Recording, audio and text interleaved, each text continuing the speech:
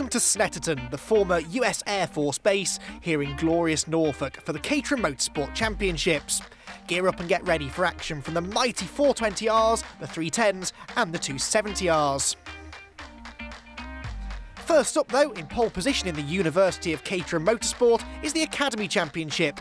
For complete novices, this championship gets you on the starting grid to kickstart your motorsport career. Age is no concern either, with the youngest driver at 25 and the eldest at 63. My wife and I went to one of the festivals over in Cheshire last September I think, not knowing anything at all about Caterham and not even thinking about ever racing one.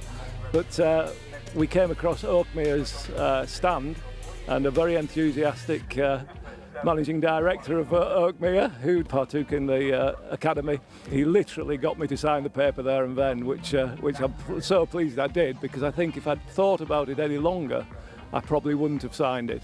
Well, I'm 63 and it's a bit late in life to go into motorsport, but I don't want to just end up in slippers and a cardigan, so I thought, and I race mountain bikes and on bikes on the road, cycles, and always been quite competitive, and I love driving, so I thought this is such good fun. And it doesn't bother me having people of different ages, and some of the older drivers are almost as good as the younger drivers. As far as driving goes, I was very concerned that I wouldn't be able to keep up with them. I know my reactions are a lot slower than what they used to be. Having come second at Alton Park, fourth at Cadwell and sixth on the sprint, I'm currently lying second, which is something, way beyond my ever expectations. But I've just qualified fourth on the grid for this afternoon's race, so again, I'm really pleased. Although you can drive these pocket rockets on the road, as they are completely road legal, they're not for the faint-hearted, as Charlie Butler Henderson found out when he caught up with one of the championship front runners. Here I am with Will Brunt, who is basically doing pretty well in the championship and has got a fantastic looking car. How did you get into the academy? How did you hear about it? I've always been into motorsport. I watched F1. Drove one of these things for the first time at Donington about 18 months ago. Did a road trip to Spa, hired one of these, an academy car. Right. Loved it. And then I was like, well, I need to get into this series. Got my name down, and then it was a waiting game, really. Okay. Yeah. Are the cars different? Tell us the differences, what you can do, what you can't do, and give us a few stats about the car if you can, Yeah, please. okay. So one of the things that actually drew me to the Academy Series, and one of the great things about the Championship, is that everything is pretty standard. Everyone's pretty level pegging in that respect. It comes down to driver ability, and that really attracted me to the series. Yeah, let's have a look at the engine. Lift the cover up.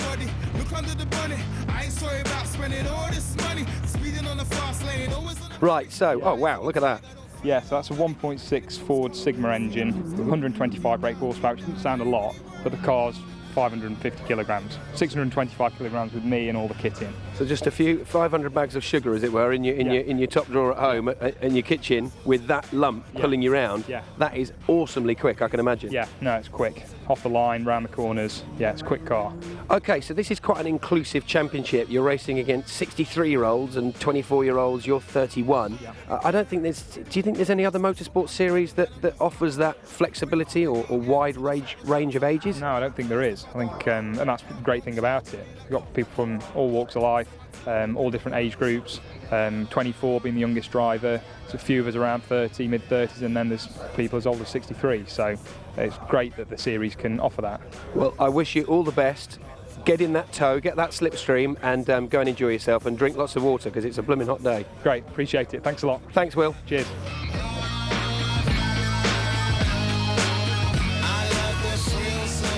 Well, the weather is certainly on the warm side today, and the action on track set to be equally as hot as the Academy cars grid up now for their first race of the weekend. There's Alex Conway on the outside of row 1, the points leader, and David Morgan, one of the eldest drivers on the grid, outside of row number 2. Could he possibly get onto the podium here today?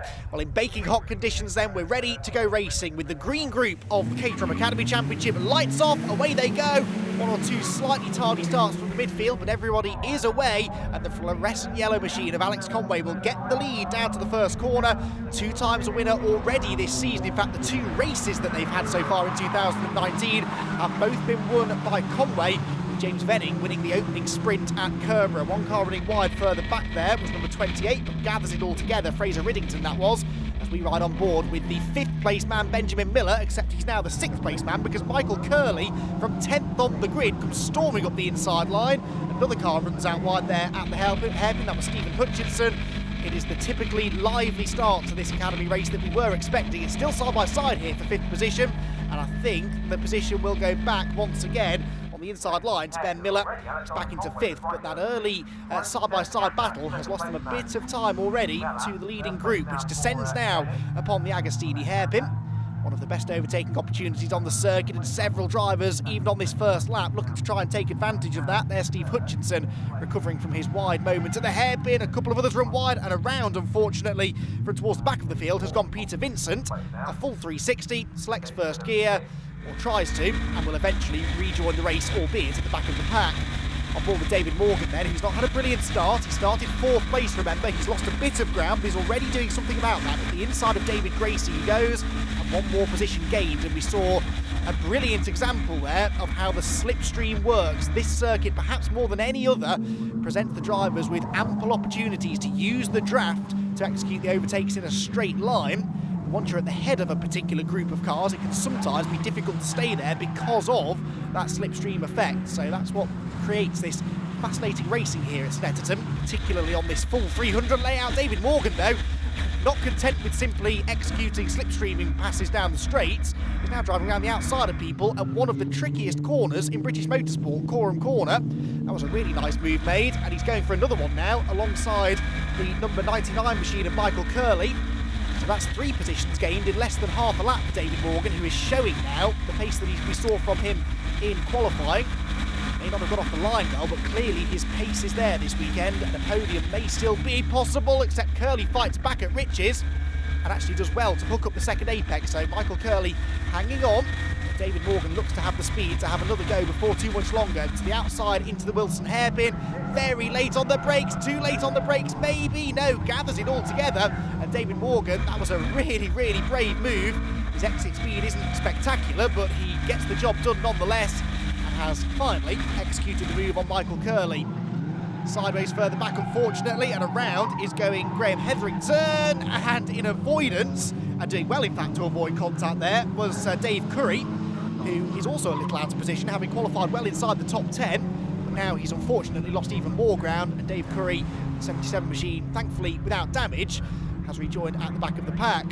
Wherever you look, it seems there is side-by-side racing going on. Peter Martin there, the number 80 car, up the inside line as they went through Palmer's. Meanwhile, at the head of the field, Alex Conway has got company, as he probably expected, from James Venning. These are 2 of our definite championship contenders, but Venning hasn't had quite the consistency of Conway so far this year. He's looking, though, to try and add a second victory of the year to his list. He's up the inside through Caterham Corner. Conway will hang on if he can, because the next corner at Murray's is a left-hander, and that tactic works. Conway will get to the corner first, comes out of it just about in first position, but now Venning will use the toe down the pit straight to try and attack again. Number 22 is Lydia Gold, the oldest driver on the grid, one of 2 63-year-olds that we've got racing with us this weekend, doing a sterling job midfield at the moment for Lydia, in amongst this battling group of about 10 Caterhams that are nose to tail through the midfield order. Onto the brakes through Murray's. Very easy to lose the rear of the car there as Lydia demonstrates right on cue. Bounces across the grass, does well to gather it all together. She's flicked the indicator on in her excitement and will have lost a lot of momentum down the pit straight as well. Leading pair then through the left-hander at Palmer's, and it is Venning who's now back in front, so he has been able to use that toe to get ahead. And they're being caught now. I think that's by Dimitris Melas in the orange number 2 machine in the background, so we could soon have a 3-way fight for the lead. Conway back up the inside of Agostini. Can he get the car stopped? No, he can't. Clatters into the side of Venning, and James Venning, unfortunately, from the lead, is now on the grass. Thankfully, these 3 had pulled a significant margin over the rest, so he will rejoin still in the podium positions, but there may well be a discussion about that post-race. Venning will argue that he got sort of clobbered out of the way there by Alex Conway. Let's see a replay, see if this sheds any further light on it. There's a gap on the inside, most definitely. Conway goes for it. He's later on the brakes, but on the tighter line, can't get the car stopped. Drifts out wide, and Venning is the unfortunate victim there, you have to say, and he will be very disappointed to have potentially lost his opportunity at a race victory. Alex Conway, though, finds himself now out in a relatively unchallenged race lead. He's coming into the final couple of corners now of what has been a dramatic race here at Snetterton for the green group of the Caterham Academy Championship. But for Alex Conway, already the points leader, this is looking like it could be a pretty lucrative day for him, pending any possible post-race discussions that may be had after that contact he had with James Venning. For the time being, though, he is coming out of the final corner to see the checkered flag and take his third successive victory of the season. Alex Conway wins here at Snetterton, punches the air with delight, and he will be very, very happy indeed to have come out on top of that particular battle. Dimitris Melas is second, and James Venning recovers to third position after that spin. This, meanwhile, is the battle going on for fourth place. David Morgan has now recovered to the position from which he started, but he's under pressure from Benjamin Miller. We're on board with Benjamin now as he tries to make one last slingshot at the back of the silver car. Can he get there before the line? The answer is no, and Morgan will hang on to fourth position after a very, very eventful race indeed. So Alex, race win, but what happened out there between you and the third place man? Well, I went up the inside and I had a small lock-up, but there's still plenty of track left on the outside. And then he was in front of me and we came side to side. So my view would be that he turned in on me because he could have kept him straight on, and I could have run him slightly further to the outside, more than a car's width. But we'll see what the clerk says. Happy for the win. Hopefully I get to keep it. My plan was, first of all, don't crash, don't spin. Secondly, secure a podium. And then the third one was wait for others to make a mistake and then profit from it. So it worked. All three parts worked. Alex went down the inside of me and locked up and ran into the side of me and spun me out. So it's got to go to the clerk of the course, so we don't know whether... Yeah, I personally feel it left me nowhere to go, and it left me standing still. So normally in racing that tends to be a penalty. But anyway, we'll see. It was good racing up until then. I really enjoyed it. It was a good race. Very close. Awesome battle. It's been fantastic. I got a really terrible start. Couldn't get second gear, couldn't get third gear. I don't know where I was in the pack. I just thought, right, just get on with it, and got through to Will, who I think at the time was probably fifth. Yeah, it's just a great thing, you know. Age is no boundary, is it? No boundary whatsoever. Well done. Thank you very much. Great stuff from David Morgan then. He just misses out on the podium. However, there is a post-race penalty for Alex Conway of 5 seconds for that contact with James Venning, meaning Dimitris Melas inherits the race victory.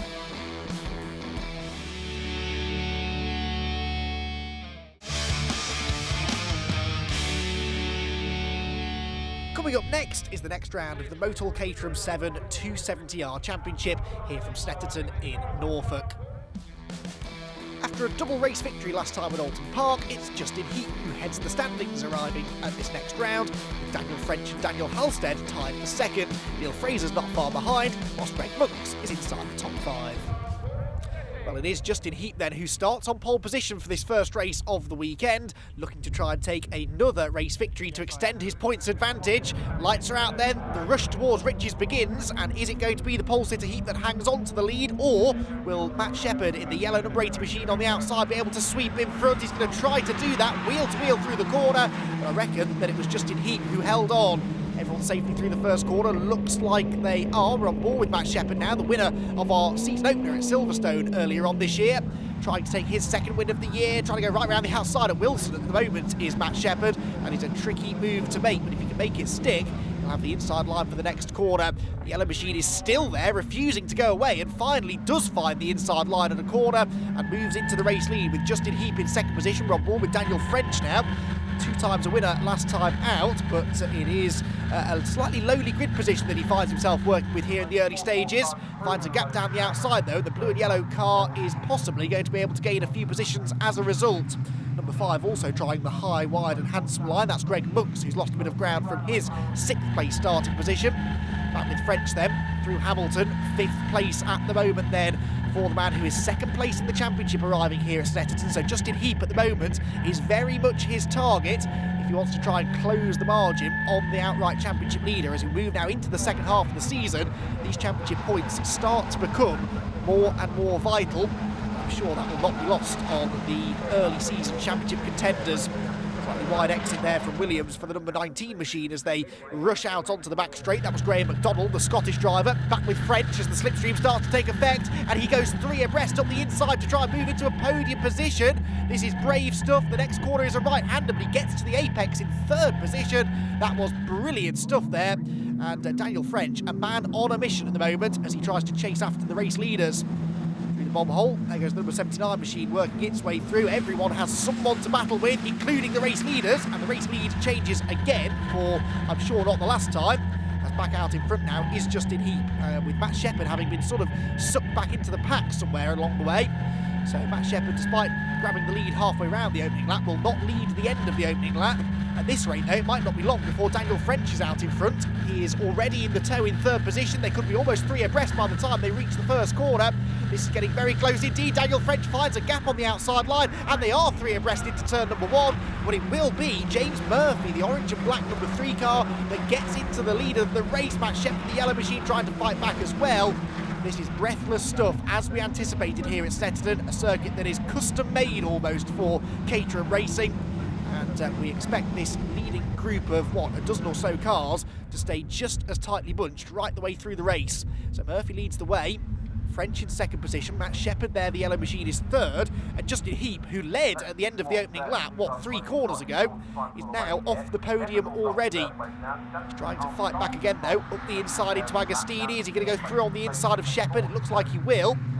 5th position meanwhile is Tom Allen there, the red and black machine. On board again with French then, who's done a lot of the hard work already then on that opening lap just to get to this leading group of cars. Off onto the grass though goes Justin Heap, and he did well to hang on to the car. Will he be able to hang on to 3rd place? Remarkably, it looks like he will. He was not going to allow Matt Shepherd through without a fight, despite the fact he'd just been on the grass, despite the fact that he had dirt all over his tyres. Justin Heap was still able to fight back at the inside of Oggies and hold on to 3rd position. You can see the damage that it's done though. It's allowed these two, James Murphy, the race leader, and Daniel French, to pull away. Daniel French moving through into the race lead and gesticulating furiously at James Murphy, saying, "Don't race me, let's work together and continue to build this advantage." And then in the second half of the race, we can settle it between ourselves. Tom Allen there moving into 4th position meanwhile, as I sort of anticipated, Justin Heap may struggle to hang on to that 3rd place with the effect of the slipstream down the Bentley Straight. That was indeed the case. And not only is he off the podium, but the battle for the bottom step of the podium is now some way behind the leading 2. Shepherd it is that is 3rd, Allen 4th, and then Justin Heap in 5th position. So if things finished as they are now, Daniel French might be able to move into the points lead actually, especially if he could hang on to the race lead. But of course there is still plenty of time for Justin Heap to regain some of the lost ground. Number 11, Chris Moore, is a part of that gaggle as well. Started 4th, dropped now down to about 6th or 7th place, and we're going to have another lead change here into Rich's corner. James Murphy does go through. Now, I know that Daniel French was gesticulating that they should work together, but actually that overtake did not hurt them particularly because it was done in a straight line. Daniel French, meanwhile, further back, around goes Neil Fraser, and someone else was off in avoidance there, I think. Neil Fraser, the 25 car, is pointing the right way, but I fear may have stalled the engine. Gets it fired back up again, but look at the ground that it's lost him. In a field this tightly bunched, you cannot afford to have a moment like that because you will lose heaps and heaps of places. Screeching of tyres tells you there weren't more cars on the way though, so he's not right down to the back of the field. Let's see how he got there. Contact there from the car on the inside line, which was the number 5 car, and that was Greg Monks. So Greg Monks, who had already found himself a bit further down the order than he would have liked, unfortunately then gets himself involved in some contact as well. Right then, on to the final lap of the race. And look at this, Matt Shepherd has been able to reel in the top 2. It's Daniel French who is out in front then, with 2nd place being held by James Murphy, but Shepherd, the man on the move here. Daniel French leading the way. Broke his finger actually yesterday working on the car, so he's driving injured, but driving well nonetheless. Can he hang on to this race lead now for the remaining 2/3 of the final lap? You have to worry whether or not he's going to be a sitting duck in the slipstream down the back straight, but he'll right now be quite happy to see the arrival of Matt Shepherd, because that will now apply a bit of pressure to James Murphy, and it might keep James preoccupied enough to allow Daniel French to scoot away up into the distance. That perhaps is a bit optimistic, and sideways moments like that won't help Daniel particularly. Catching slides like that with the injury he's got probably are not that easy either, so really impressive performance this for Daniel French. Now we're heading on to the most crucial part of the racetrack on this final lap, the back straight underneath the circuit bridge, and here comes the move from James Murphy, and it looks as though Matt Shepherd is there as well. Murphy goes through and Daniel French is powerless to defend in a straight line. Has he got enough time to try and get this race lead back, I wonder, through the left-hander at Brundle? Both cars squirming around, and Matt Shepherd is still around here somewhere, but he must still be behind us, with French in second position then, through the bomb hole. 3 more corners to go, closing in. You can't really overtake at Caterham, or can you? Daniel French tries, but the door is very firmly shut in his face there by James Murphy. It will all come down, I think, to the drag to the start-finish line. There is enough time, potentially, between the exit of this corner, Murray's, and the checkered flag for Daniel French, or maybe even Matt Shepherd, to launch one last slingshot attempt to get through. It looks as though French might be able to do it. He's in the tow, he pulls out. The checkered flag is coming. Who's going to get the race victory? It's a photo finish. They're both celebrating, but I think it was Daniel French who just about managed to grab it on the line. Phenomenal racing. Meanwhile, further back, it's almost as close. These are battles outside the top 10. The 9 car of Jimmy Bevan there was chasing down the slightly damaged machine, I think, of Toby Close. But Daniel French, broken finger or not, is a race winner by a very narrow margin indeed. And there's time for one late drama. David Spare goes around at the final turn. He was running at the back of the field anyway, but still pushing hard. And another rotation, unfortunately, not the ideal end to his race. This was the perfect end to the race, though, for Daniel French. Look at that. That is what 6/1000ths of a second looks like. It's an inch or two at most, but it is French who comes out on top. Justin Heap manages to salvage a top 5 with Tom Allen in 4th position. Matt Shepherd did well to get onto the podium, but it's Daniel French who beats James Murphy to the flag. What an amazing race, especially with a broken finger. Top man. Thank you very much. I didn't think it was possible. The finger was really been hurting me. I busted it on an axle stand yesterday. I've been in A&E. I've got an operation on Monday at 10 o'clock. I cancelled the operation yesterday so I could come racing. I never ever thought in a million years that I could win a race with a busted finger, but there you go. James drove really well. I just managed to out-tow him just up the start-finish straight. I'm lost for words. Buzzing. Well, after a slightly disappointing first race result for Justin Heap, a win in race 2 means he retains the points lead by now a reduced margin, just 10 points over Daniel French, who was on the podium again in the second race. So Daniel French and Justin Heap share the wins between themselves and start to stretch their advantage at the top of the points.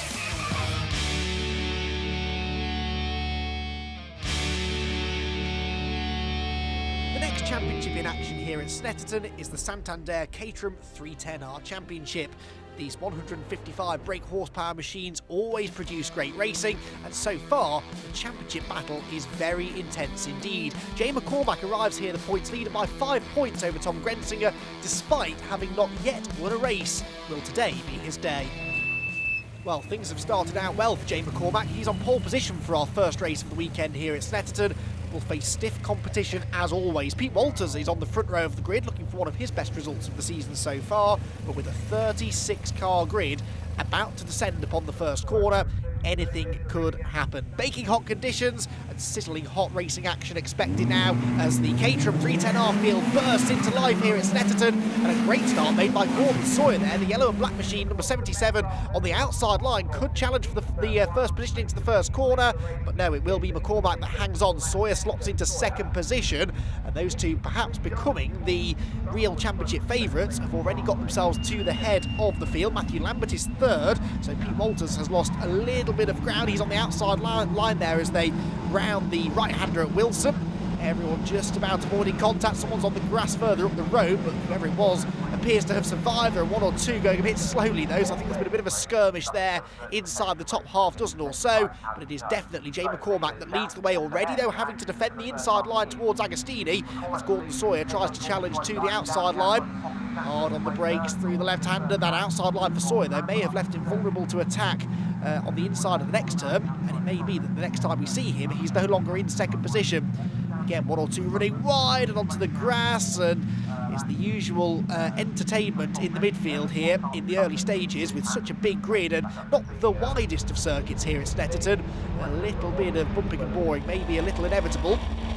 Gordon Sawyer is still in this second position then, and will get the nice toe down the back straight and will have probably carried more speed out of Williams, that right-hander in the race leader, because McCormack tipped a wheel out onto the grass, and look at that, it's like he engages another gear, Gordon Sawyer. That is what the effect of the toe is, and then as soon as he pulls out, it's like hitting a brick wall, and all of a sudden that momentum is lost and they're running almost the same speed, but the job had been done, and Sawyer has gone through into the lead of the race then, so McCormack now has to try and chase him down again, or retaliate where possible.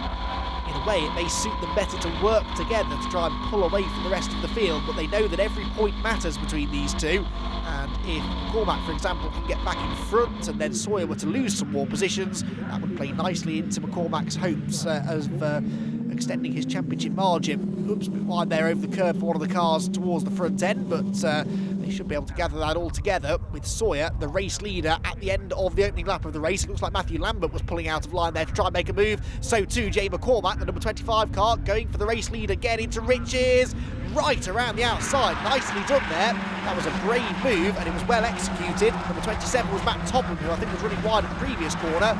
Runs wide again at Riches, but keeps it just about on the black stuff on this occasion. There's Pete Walters, the black number 88 car. He's fought back into third position over the course of the opening lap as well, making up for the slightly tardy start that he had.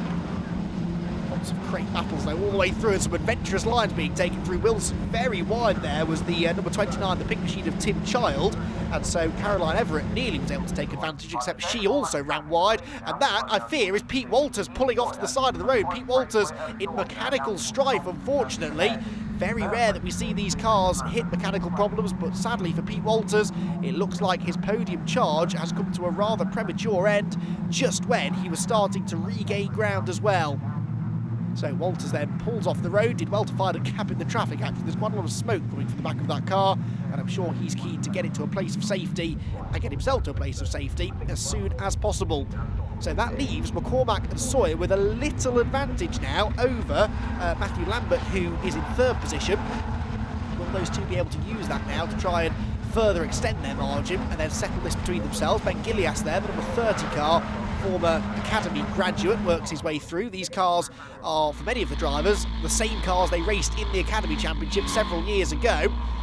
This is the highest level of the Caterham Motorsport ladder, though, at which you can race your Academy car. It gets upgraded as you move from one rank to the next, but then when you move into the 420s, you get a brand new car to play with. For the time being, though, these drivers are all very familiar with their machines and using them to their best ability. Gordon Sawyer there using his car to move into the race lead once again, but that, I'm sure, will not be the last lead change that we see between those two.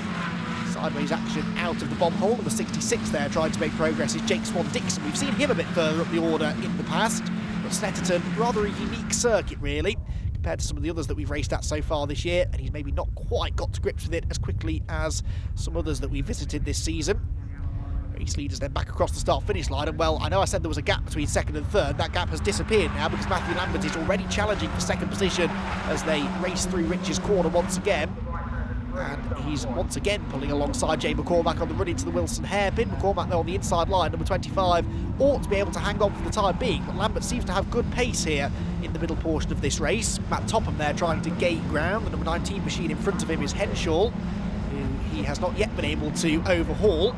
And they're not far in front of them. Tom Grensinger, double winner last time out at Alton Park, but at the moment struggling to keep up with the podium runners, who are really breaking away now, despite the fact they continue to battle amongst themselves. Once again up the inside line is Matthew Lambert, and he's into second place, I think, this time around, as long as he doesn't run too wide on the exit, which he does not. Running the new lightweight Caterham 310R there. He's one of several drivers to have shed one of his wheel arches, the rear right wheel arch, the one that has parted company. Won't be affecting the speed too much through the corners, but it may not be quite as aerodynamic in a straight line, and that might benefit Jay McCormack as he tries to retaliate and retake that second position.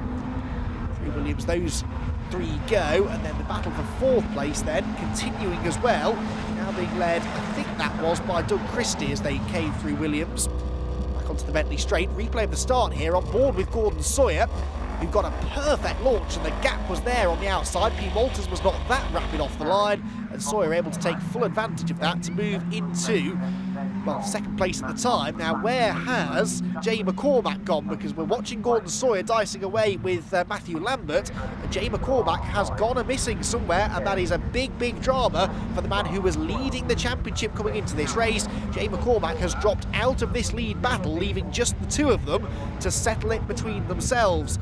So through Williams we come then for the final time, and Gordon Sawyer may have positioned himself perfectly here. He will have the slipstream down the back straight. There's been a wheel in the dirt there for Lambert as well, and here comes Sawyer already. Pulls to the right hand side of the road. That's the outside line for Brundle, but it matters little. He's made the move stick before they're even halfway down the Bentley straight.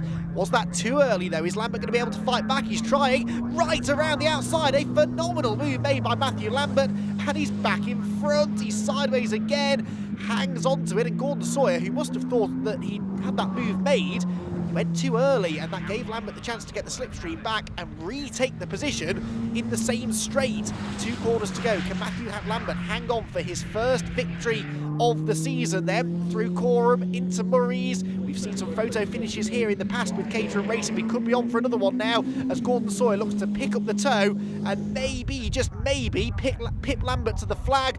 Right to the outside line goes Lambert, trying to break the toe. The checkered flag is waiting. The teams are cheering on him side by side, but Lambert has done it by 27 1/1000ths of a second. Oh, and further back there is late drama there. Andrew Perry has gone around with Matt Topham, unfortunately, and they were fighting for a top 6 position. And oh dear, a significant collision there as another car spun in avoidance and ends up mounting the rear of Topham's car. Topham then tries to continue with, I think that's John Shiverall's number 10 car still mounted onto the rear. Have hit more cars taking avoiding action. Not the ideal end to the race for those two. It was a brilliant finish though between Matthew Lambert and Gordon Sawyer, with Lambert taking the spoils. McCormack, by the way, did finish third, but some way behind the top 2. Yeah, dead heat across the line, and I saw him coming up behind me, and I was clinching to say the least. Once I got a gap, I was quite comfortable and stuff. I shoved it in the third and turn 1 for some silly reason, locked up the rears, and then Lambert just caught back up on me. And I thought it was his dad. I never raced him before. And I was like, oh, Richard's really got up the pace here, and he's doing really well. And his son. I know now. You're never happy until you're in first. It's a podium. I'll take it. I'm happy with it. Happy to come away unscathed, looking at the rest of the carnage around the circuit. So we'll take that. Good points in the bag, and we'll go on from it. Well, as a guest driver this weekend, Matthew Lambert does not score points, so it is essentially a double victory for Gordon Sawyer, who won outright in race 2. He latches onto the tail now of Jay McCormack, who extends his points margin. So a good points haul for Sawyer, but it's Matthew Lambert who leaves his mark on the championship with a victory on his debut appearance.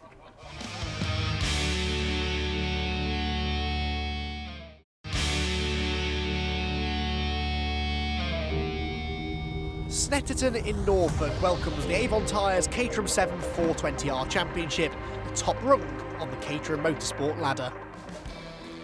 After 2 races at Alton Park last time out, things could barely be closer. David Henderson leads John Byrne by a single point, but with the top 6 covered by just over 20 points, it's still wide open at this stage.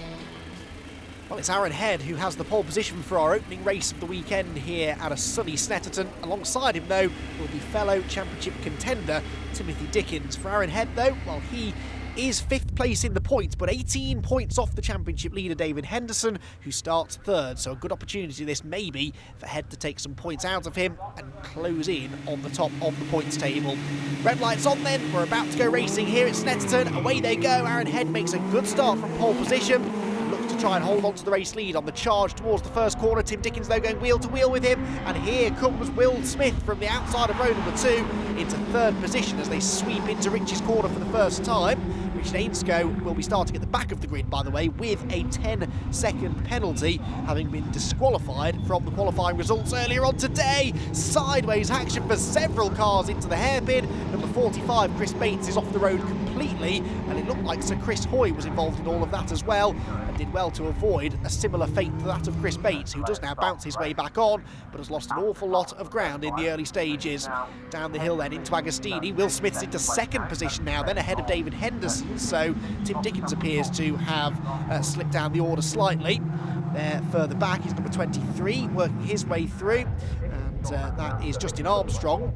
Also in this race, by the way, is Jay McCormack, who we've seen out racing already in the 270Rs this weekend to some success, and he's also out in the 420Rs too, running solidly inside the midfield. This is, as I said earlier on, the top tier of the Caterham Motorsport ladder, so the most powerful cars that you can race here this weekend at Snetterton.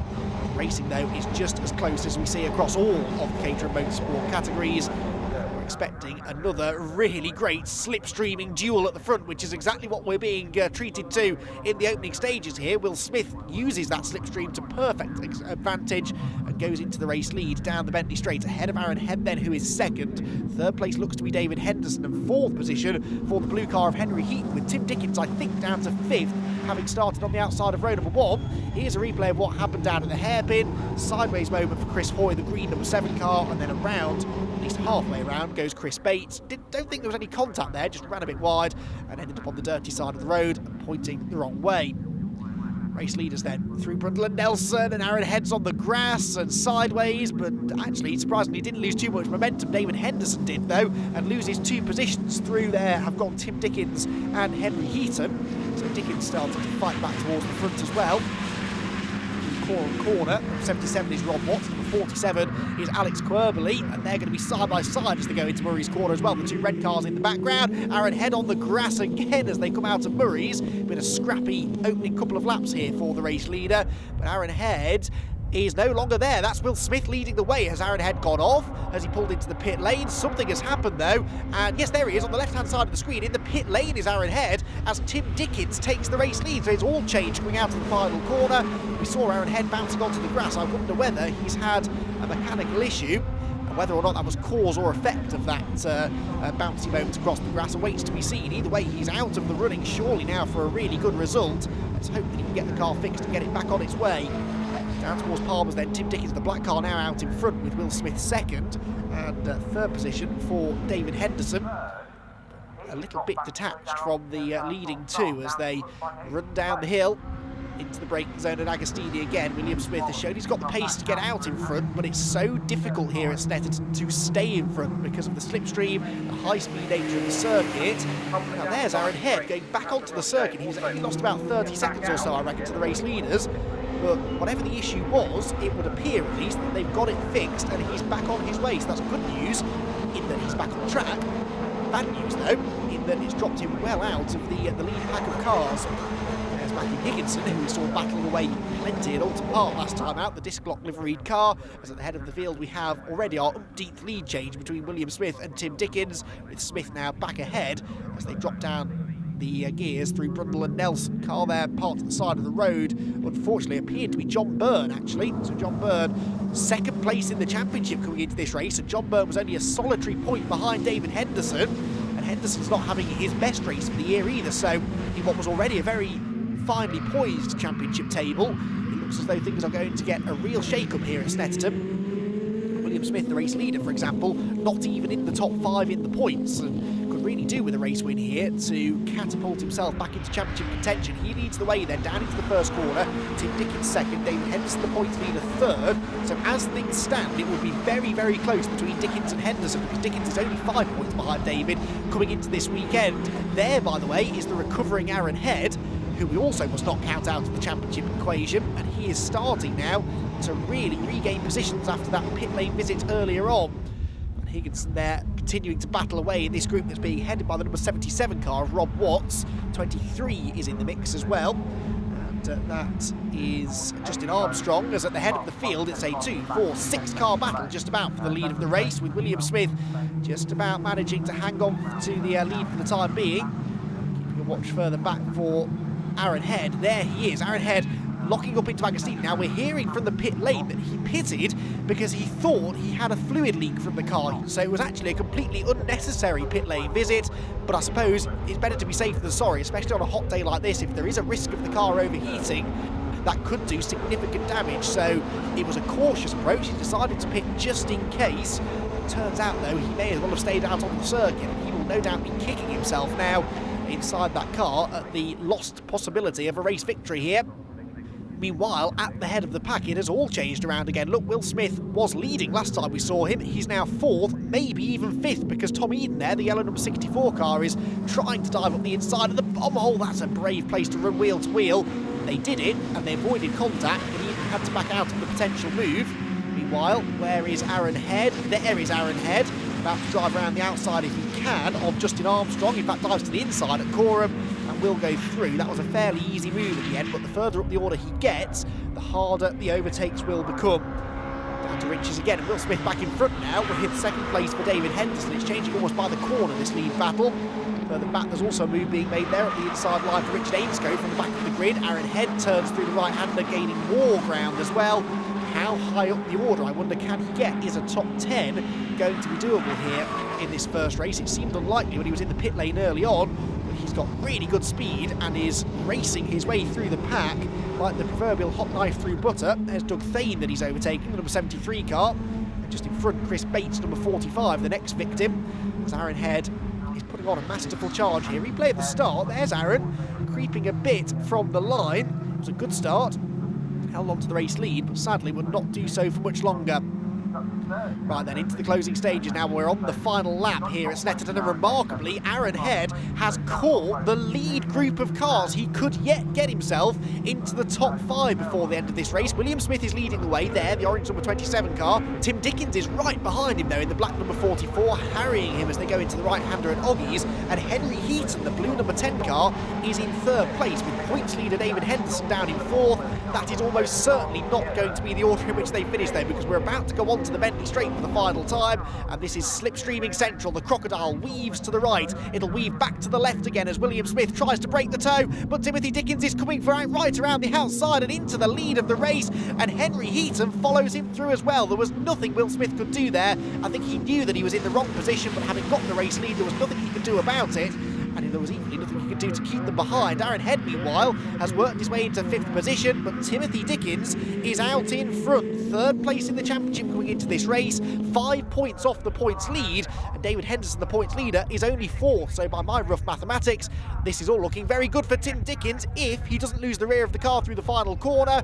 Can he hang on to the flag? It's a long, long way between the final corner and the start-finish line, but it looks as though Tim Dickens will just about do it and win the opening race of the weekend here at Snetterton in what was a real dogfight between the leading half dozen or so cars. Henry Heaton comes home 2nd, and Aaron Head, remarkably from the pit lane, recovers to 5th position. David Henderson was 4th, still scoring valuable championship points, with Will Smith and Henry Heaton on the podium behind the race winner, Tim Dickens. Yeah, it was all about the toe down the back straight. Will had me, and I managed to get a fairly good exit, so I was able to get him into the last corner before the end of the last lap. But yeah, it could have been anyone's, and it was great to be on the top 3 steps with the 2013 Academy boys, so it's great. I don't know where that last lap came from. You're not wrong. It was very, very hot out there. Probably the hottest race I've ever raced in. But best ever result in the 420R. So I've got to be happy with that. And yeah, the last lap was fantastic. I think I came from 5th or 6th, stuck it down the outside of the hairpin, and then got a good toe in the back straight and brought it home in 2nd. So yeah, bodes well for tomorrow. And like I said, best ever result in the 420. So really chuffed. Well, it was an equally hectic 2nd race of the weekend, won eventually by Will Smith, but it's Tim Dickens that leaves Snetterton just 1 point ahead of David Henderson. This is a battle that will go right to the wire.